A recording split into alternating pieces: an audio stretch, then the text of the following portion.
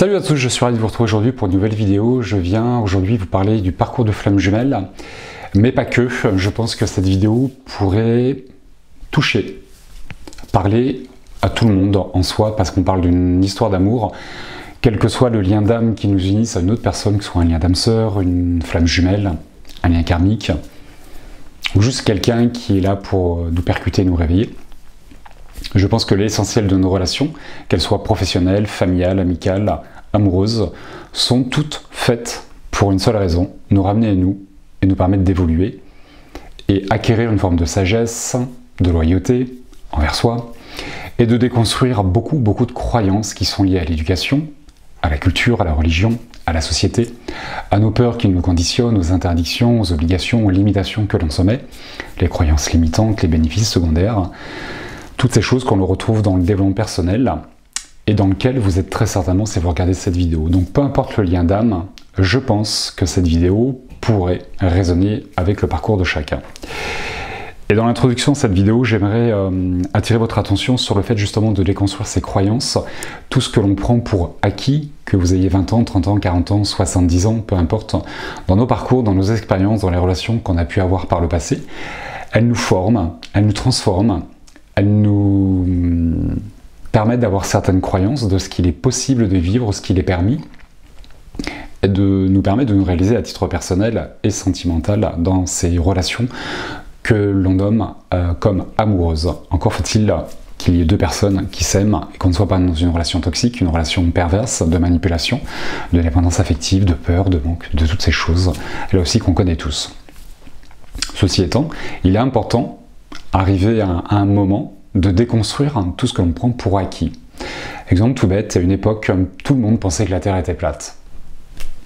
Heureusement que l'homme a su remettre en question sa croyance limitante, pensant que la planète était plate, pour découvrir qu'en fait la planète était ronde. Et peut-être qu'au même titre, en transposant cet exemple chez vous, dans votre sphère personnelle et sentimentale, vous allez découvrir ce que vous avez pris pour de l'acquis, ce que vous nommez relation amoureuse, ou peut-être relation toxique à l'inverse, les croyances qui vous limitent, peut-être de rencontrer quelqu'un en vous disant « mais il est trop beau pour moi, il est trop bien pour moi », ou de rejeter l'amour, de fuir l'amour. Je vous rappelle, là aussi, je l'ai souvent évoqué, qu'on a tous une peur qui nous ramène à l'amour, qui fait qu'on s'écarte de l'amour, et justement qu'on ne se ramène pas à l'amour.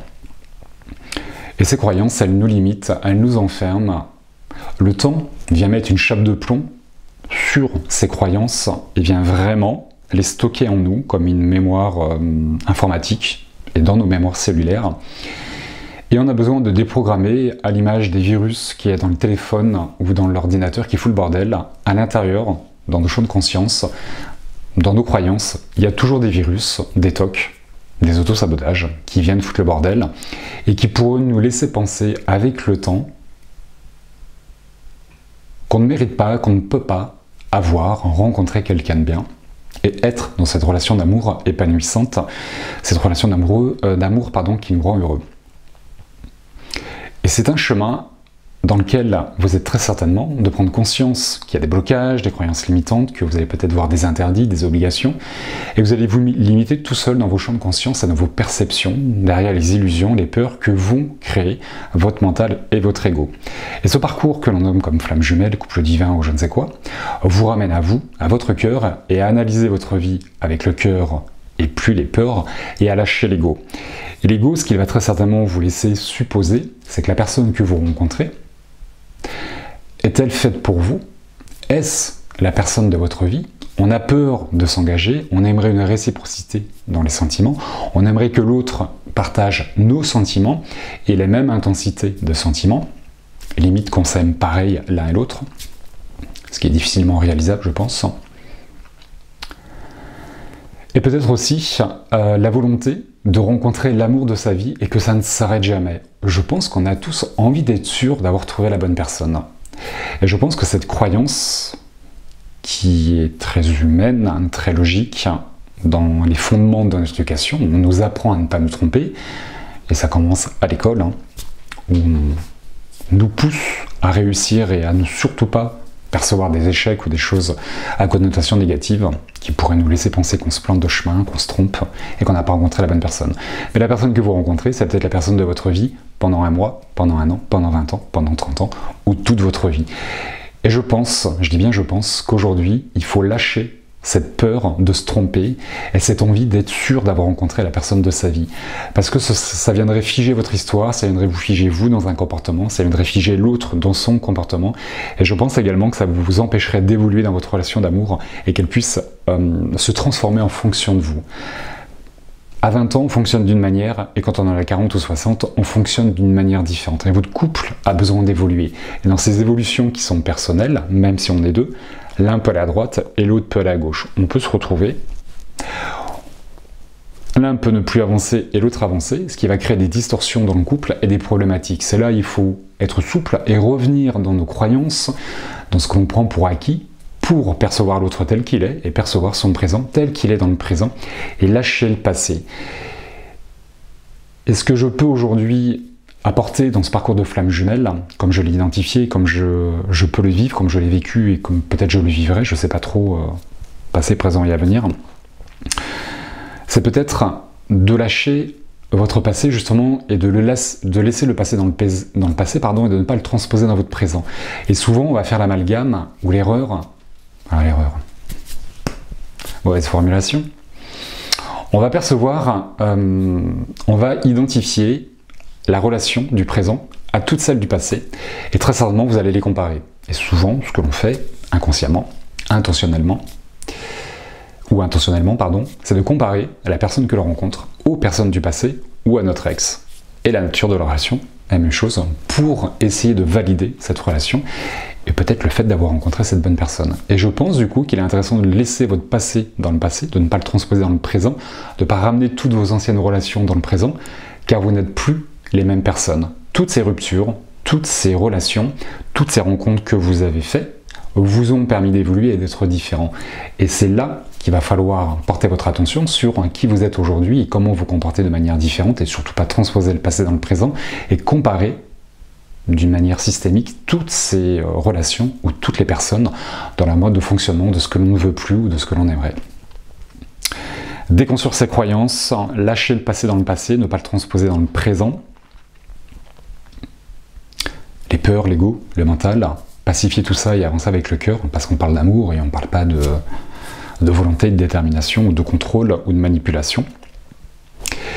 Et ce que je pourrais peut-être appeler comme être sain, arriver comme sain dans cette relation et arriver d'une manière vierge, un peu, on fait un reset, toujours comme le téléphone et l'ordinateur, on fait un reset, on déprogramme, et on arrive avec une page blanche, on réécrit quelque chose de neuf et de nouveau. Puisque cette personne est nouvelle, puisque c'est une nouvelle rencontre, il est intéressant que vous soyez, vous nouveau, comme vierge, comme tout blanc, pour réécrire une nouvelle histoire et de ne pas garder le passé.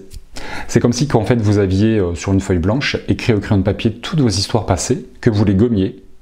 Et lorsqu'on gomme un crayon de papier, il reste toujours une marque légèrement fine, ou plus ou moins présente, suivant comment on appuie, comment on se sert de ce crayon de papier. Et si vous avez serré les dents dans vos anciennes relations, il est évident qu'en écrivant au crayon de papier, vous allez bien appuyer sur le papier. Donc vous allez gommer, on ne verra plus le trait du crayon, mais on verra le trait sur la feuille. Et dans vos parcours, aujourd'hui, là, présentement, il est intéressant d'oublier tout ça et de revenir de manière vierge pour vous. C'est un petit peu ce que je pourrais nommer comme être sain, vierge, blanc, un peu comme si vous n'aviez jamais rencontré personne, que c'était votre première relation, et de vous redécouvrir vous, dans vos mécaniques, conscientes, inconscientes, comment vous évoluez, comment vous fonctionnez, pour rester dans le cœur et pas partir à cause du passé, ou en vous appuyant sur votre passé, dans des travers d'interdictions, de croyances limitantes, d'auto-sabotage et de bénéfices secondaires, une fois de plus. Ce qui est évident aussi, ce qui est important aussi dans ce parcours de flamme jumelle, c'est que vous arrêtiez. Dans les consultations que je peux faire, dans les personnes qui viennent à moi, je vois vos comportements, je vois la manière dont vous alignez vos relations, et quelque chose qui ressort quasiment systématiquement de la même manière, c'est que vous êtes toujours focus sur vos sentiments, et que vous ramenez cette histoire à vous, effectivement, comme vous la vivez, et à l'amour ou au sentiment, à cette intensité que vous percevez, qui est en vous, et vous n'arrivez pas à vous défaire de la manière dont vous vivez cette relation. Ce qui est très juste. Et ce qui est très important, c'est de revenir à vous, d'identifier la nature de vos sentiments, vos positionnements, ce qui est mis en place et ce que vous êtes en train de travailler. Mais si vous faites un focus uniquement sur vous, vous allez passer à côté de la moitié de votre histoire. Parce que l'autre, ce qu'il faut comprendre, c'est que même si vous partagez un lien ou une relation, quelle qu'elle soit, vous ne la vivez pas de la même manière. C'est-à-dire que vous êtes à votre positionnement, à votre place, mais que l'autre n'est pas du tout à votre place et ne voit pas du tout la relation de la même manière, parce qu'il n'est pas assis au même endroit, il n'a pas les mêmes yeux, il n'a pas le même regard, il n'a pas le même fonctionnement. Donc tout ce que vous décrivez vous, lui ne le décrit pas parce qu'il ne le voit pas. C'est comme si vous étiez face à face et que vous décriviez vous ce qui se passe derrière lui.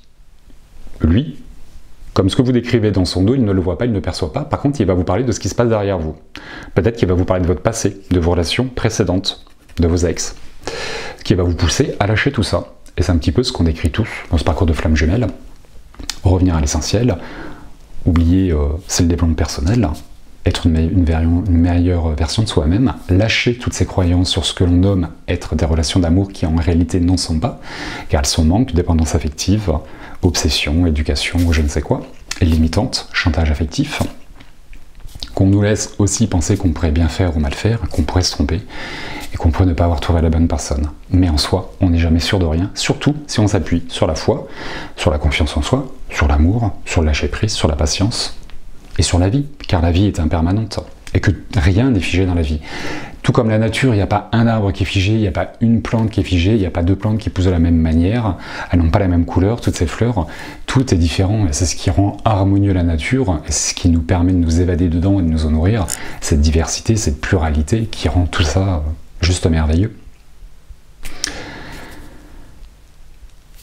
Prenez conscience que l'autre ne vit pas la relation comme vous, et qu'il ne partage pas les mêmes sentiments que vous, et que votre vision est très certainement différente de la vôtre. Donc prenez conscience de votre manière de fonctionner, mais n'oubliez pas que l'autre ne vit pas du tout à la relation de la même manière, car il n'est pas à la même place, il n'a pas le même comportement, il ne la regarde pas à travers vos yeux, mais il la regarde à travers ses yeux. Et il a raison, tout comme vous avez raison de regarder la relation à travers vos yeux et à votre place. Mais on ne peut pas oublier l'autre, car l'autre est différent, d'où l'intérêt de ce parcours de flamme jumelle. Ce sont que vos différences puissent s'épouser, se complémenter, ça puisse concorder, et en aucun cas vous opposer ou vous différencier. Et là, je vous ramène sur ma dernière vidéo par rapport à la relation d'amour. Quoi de plus merveilleux que de rencontrer l'amour de sa vie? Ben ouais, mais c'est quoi l'amour de sa vie? Qu'est-ce que ça veut dire rencontrer l'amour de sa vie? Et si l'amour de votre vie, c'était vous? Alors oui, en théorie, on va dire oui, je m'aime, oui, je m'aime. C'est facile de dire oui, je m'aime. Encore faut-il le faire, le mettre en application, sortir des addictions, des obligations, des interdictions, de la culpabilité, de la honte, de la colère, de l'exigence, du perfectionnisme, de toutes ces choses que l'on porte et qui proviennent de notre karma et de cette planète Terre, planète de dualité. Voilà ce que j'avais envie de partager avec vous dans cette vidéo, flamme jumelle ou pas, on s'en fout une fois de plus. Je vous rappelle que, toujours comme je l'ai identifié, il y a très très peu de jumeaux sur Terre et il y a très très peu de flammes jumelles au niveau de l'âme. Donc il y a très de grandes chances, peut-être une chance sur 1000, une chance sur 100 000, une chance sur 1 million que vous soyez flamme jumelle. Et ouais, êtes-vous dans cette chance sur 1 million, sur 1000 ou sur 100, j'en sais rien. Quoi qu'il en soit, il y a de grandes chances que ce parcours ne vous mène pas à l'aboutissement du couple, mais à l'aboutissement du couple intérieur. Et que si vous regardez ces vidéos, si vous vous intéressez à ce parcours de près ou de loin, si ça vous attire, si ça vous appelle, c'est surtout pour comprendre quelque chose en vous et réidentifier votre comportement. Je l'ai souvent dit, je le dirai toujours, quand on fait du développement personnel, on change d'attitude. Il y a des choses qui se mettent en place de manière différente dans la vie, dans nos comportements, et dans la matière, des choses qu'on ne faisait pas et qu'on se met à faire, des choses qu'on n'aimait pas et qu'on se met à aimer, et dans nos comportements. Et les gens vont dire, mais t'as changé. Est-ce bien, est-ce mal? Qui peut le dire? Mais le développement personnel va impliquer naturellement à ce que vous changiez de comportement. Il y a de grandes chances que si vous vous intéressiez à ce parcours, c'est pour que vous puissiez évoluer. Donc cette personne que vous identifiez comme une flamme jumelle, que vous percevez comme une flamme jumelle, que vous en soyez sûr ou pas, si vous n'aboutissez pas à être en couple avec lui ou avec elle, c'est pas grave. C'est pas grave, parce que ça ne pas votre chemin. Une chose est sûre, c'est que votre chemin, c'est de vous réunir à vous réconcilier avec vous-même et à lâcher tout ce que je viens de citer et tout ce que vous portez, que l'on porte tous. Voilà. Voilà, j'avais juste à cœur de vous partager cette réflexion, cette compréhension qui a abouti, j'ai envie de dire grâce à vous, à toutes ces consolations que je peux avoir, et au travers de vos échanges et de vos réactions. Parce que c'est très formateur, je trouve, de vous rencontrer et de pouvoir discuter avec vous sur certaines choses, et de la manière dont la guidance aussi vient mettre en lumière ce que vous vivez, et parce que là aussi on ne le voit pas. Parce qu'on est englué dans nos peurs, dans nos doutes, dans nos contradictions, et qu'en fait on voit uniquement ce qu'on a envie de voir, et qu'on regarde très souvent ses relations à travers le toute serrure de sa peine, de sa peur, ou de sa tristesse, ou du manque, ou de je ne sais quoi. Et eux ont un regard complètement différent, un objectif, un objecteur qui vient mettre en lumière tout ce que l'on ne voit pas. Et c'est très intéressant, je trouve, de les écouter eux. C'est toujours empreint de sagesse. Voilà, j'espère que cette vidéo vous permettra de mieux comprendre ce qui se passe en vous, comment appréhender vos histoires d'amour, comment avancer dans votre vie, comment être heureux, comment se sentir libre, comment s'alléger de son passé, comment sortir de la solitude, de l'isolement, de ce qui pèse, d'oublier le temps. Parce que le temps nous ramène dans des choses qui ne sont pas forcément agréables. Oui, ça fait 10 ans, ça fait 20 ans, et il y en a pour certains, ça fait 1 an, et d'autres, ça fait 3 ans. Donc le temps est très incertain et très loin d'être linéaire comme nous, on peut le percevoir. Voilà, je reviendrai, je pense, faire d'autres vidéos sur l'amour, sur les relations, sur ces rencontres, et surtout sur ce qu'elles peuvent nous apporter, parce que je pense que c'est ce qui est le plus important, c'est que toutes ces histoires-là, elles vous ramènent à vous et elles vous permettent d'être vraiment vous-même et d'aller vers autre chose. Voilà, je vous embrasse bien fort, je vous dis à très bientôt pour une prochaine vidéo, et d'ici là, prenez soin de vous et aimez-vous.